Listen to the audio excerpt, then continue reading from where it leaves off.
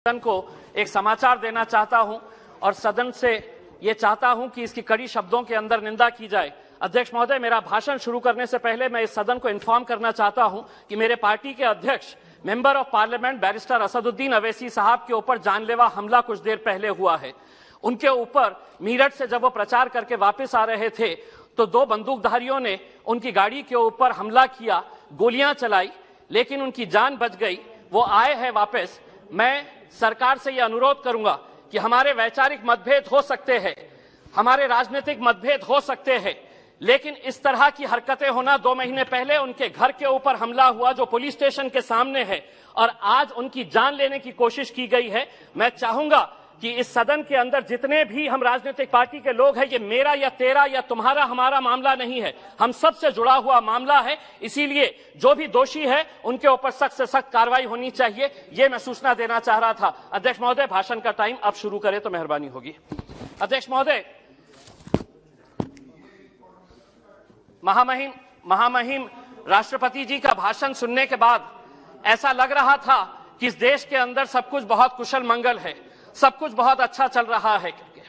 सपनों का देश कैसा होगा, ये राष्ट्रपति जी के भाषण को सुनकर ऐसा लग रहा था, लेकिन हकीकत क्या है मैं अध्यक्ष जी मैं आपको बताना चाहता हूं और शुरुआत करता हूं उन गरीबों से जिनके आंखों के अंदर आपने 6 साल पहले एक सपना दिखाया था।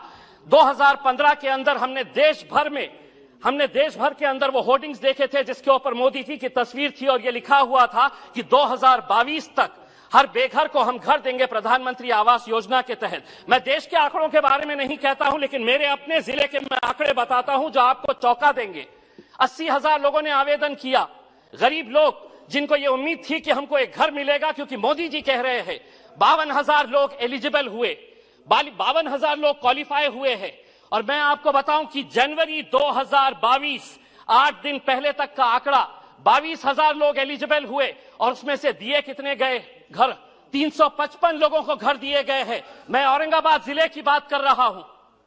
क्या वजह है कि आप इतने बड़े बड़े आंकड़े दिखा रहे हैं? आप ये कह रहे हैं करोड़ों के अंदर।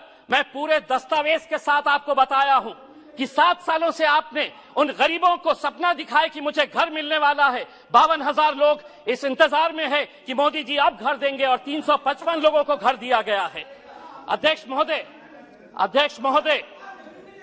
अध्यक्ष महोदय, हम बहुत सारे सांसदों ने किसानों के बारे में बात कही है। बहुत सारे भारतीय जनता पार्टी के जो महाराष्ट्र से आने वाले सांसद हैं, उन्होंने किसानों के बारे में बात की और बताया कि सरकार किसानों के ताल्लुक से क्या अच्छे कदम उठा रही है। मैं उस सरकार से पूछना चाहता हूं कि मेरे अकेले महाराष्ट्र राज्य के अंदर जनवरी 2021 से लेकर नवंबर 2021 तक 11 महीनों के अंदर 2498 किसानों ने आत्महत्या की है। क्या वजह है इन किसानों की? अगर आप इतना उनके बारे में कह रहे हैं कि हम किसानों के लिए ये किए हैं, तो ये 2,500 किसान क्यों आत्महत्या कर रहा है? अध्यक्ष महोदय, ये small micro financing companies, private companies, banks loan नहीं दे रही, किसान उन प्राइवेट कंपनीज के पास जा रहा है जिसका इंटरेस्ट रेट इतना ज्यादा हो जाता है, किसान की फसल बर्बाद हो जाती है, पैसा नहीं, और जब वो वसूल करने के लिए किसान के पास जाता है तब उसको ये पता चलता है कि मेरे पास तो कुछ नहीं, तो वो आत्महत्या कर लेता है। आज देश भर के अंदर डुप्लीकेट फर्टिलाइजर्स, पेस्टिसाइड्स का एक धड़ल्ले से कारोबार चल रहा है, उसके ऊपर रोक लगाने की जरूरत है। सुनिए आप, मैं हकीकत बता रहा हूं, आपको आईना दिखा रहा हूं। अध्यक्ष महोदय, कड़वा सच सुनने की आदत डालिए। हकीकत का आईना दिखा रहा हूं और आंकड़ों के साथ दिखा रहा हूं। मैं बेरोजगारी के बारे में आपने कहा कि 60 लाख लोगों को आप रोजगार देंगे। अध्यक्ष महोदय, जो इस देश की centre for monitoring Indian economy है, उसने कहा है कि इस देश के अंदर अभी दिसंबर का आंकड़ा उसने बताया है कि 53 मिलियन लोग बेरोजगार है। यहां पर आप 60 लाख कहां से देंगे? आप लोग 60 लाख बताइएगा किस कंपनी के अंदर देने वाले? अध्यक्ष महोदय, 2 मिनट का वक्त तो आपको देना।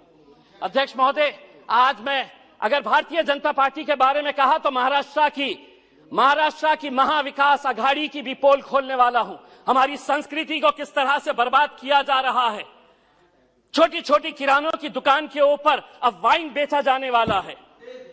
शिवसेना के एक नेता कहते हैं कि नहीं, वाइन के अंदर नशा नहीं है, तो राष्ट्रवादी कांग्रेस के एनसीपी के एक वरिष्ठ नेता कहते हैं कि बाहर के देशों के अंदर लोग पानी नहीं पीते, वाइन पीते हैं। बाहर के देशों के अंदर और हमारे राज्य के अंदर फर्क यह है कि हमारे राज्य में छत्रपति शिवाजी महाराज ने जन्म लिया था। हमारा राज्य जो है वो फुले शाहू अंबेडकर की पैदावार है। वहां पे आप बच्चों के हाथ में वाइन की बोतल दे रहे, कल वही वाइन की बोतल हटेगी तो बियर की बोतल पकड़ेगा, बियर के बाद वो विस्की पकड़ेगा। चंद पैसे कमाने के लिए अगर महाराष्ट्र सरकार ये कर रही है तो राष्ट्रपति और केंद्र सरकार ने उन्हें बताना चाहिए कि आप ये संस्कृति को इस तरह से। अध्यक्ष महोदय एक मिनट के लिए। अध्यक्ष महोदय रेलवे के ताल्लुक से भी हम आपको कहना चाहते हैं कि रेलवे के बजट के अंदर हर वक्त मराठवाड़ा के साथ जो एक पिछड़ा इलाका है, क्यों ये नाइंसाफी की जाती है? हर वक्त अधिकारी ये कहते हैं कि नहीं, इस क्षेत्र के अंदर आरओआर क्या मिलेगा, रेट ऑफ रिटर्न क्या मिलेगा। अगर इसी तरह पिछड़े इलाकों को देखने का नजरिया अधिकारियों का रहेगा तो रेलवे तो आगे निकल जा रही, हम बहुत पीछे रह जा रहे हैं। 70 सालों से हम इंतजार कर रहे हैं। बहुत बहुत धन्यवाद। आखिरी बहुत धन्यवाद। 30 सेकंड में अध्यक्ष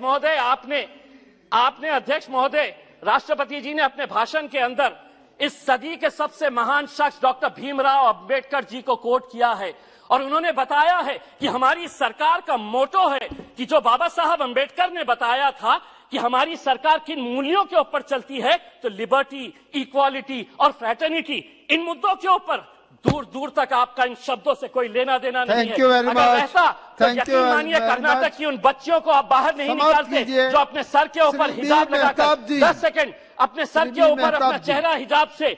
मैं ये पूछना चाहूंगा, हमारी ये जो राजस्थान की बहनें बैठती है वो भी उनके सर को ढकती है, इसका मतलब ये नहीं है कि वो कोई जुर्म कर रही है। मेरे हिसाब से हम सरकार से यही अनुरोध करेंगे, इस देश की फ्रेटर्निटी, इक्वालिटी, ब्रदरहुड और भाईचारे को जिंदा रखिए साहब। धन्यवाद।